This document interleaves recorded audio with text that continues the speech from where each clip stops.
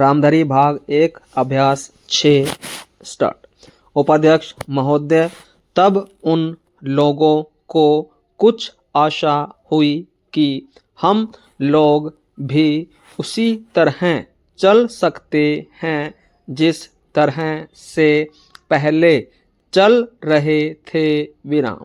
लेकिन अभी हाल में जो चुनाव हुआ उससे देश के धनिकों के मन में बड़ा संदेह पैदा हुआ कि उस चुनाव के बाद उनकी स्थिति वैसी नहीं रहेगी जो अब तक चली आती रही है विराम।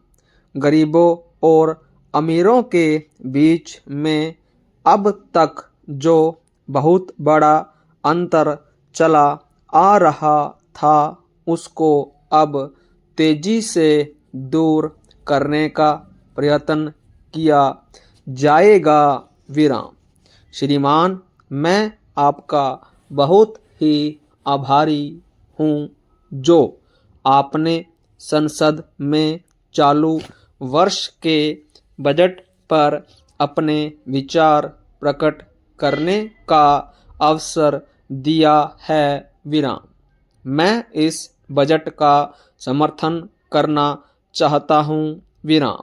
श्रीमान, मैं सबसे पहले अपने दल के नेता प्रधानमंत्री को इस बात के लिए बधाई देना चाहता हूँ कि उनके नेतृत्व में देश में कांग्रेस दल को स्पष्ट बहुमत मिला और इसके फलस्वरूप यहाँ पर केंद्र में ऐसी सरकार का गठन हुआ जो कि देश में वास्तव में समाजवाद लाना चाहती है विराम।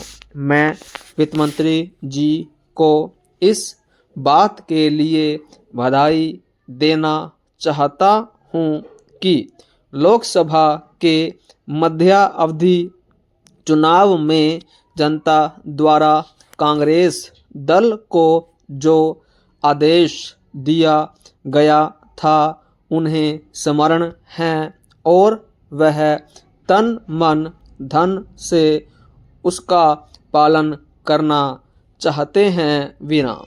वह आदेश था देश में सामाजिक और आर्थिक विषमता दूर करने का, देश से गरीबी, बेकारी और बेरोजगारी को हटाने का और देश के जो पिछड़े हुए हिस्से हैं उनका पूरा विकास करने का विराम। साथ ही साथ इस बात का भी आदेश था कि देश के अंदर इस प्रकार की सामाजिक और आर्थिक व्यवस्था पैदा की जाए जिसके अंतर्गत जनता शोषण से मुक्त हो सके विराम। श्रीमान, यह ठीक है कि देश में कृषि के क्षेत्र में उत्पादन में वृद्धि हुई है विराम, परंतु इसके साथ ही साथ यह भी दृष्टि में रखना चाहिए कि लागत में भी पूरी वृद्धि हुई है विराम।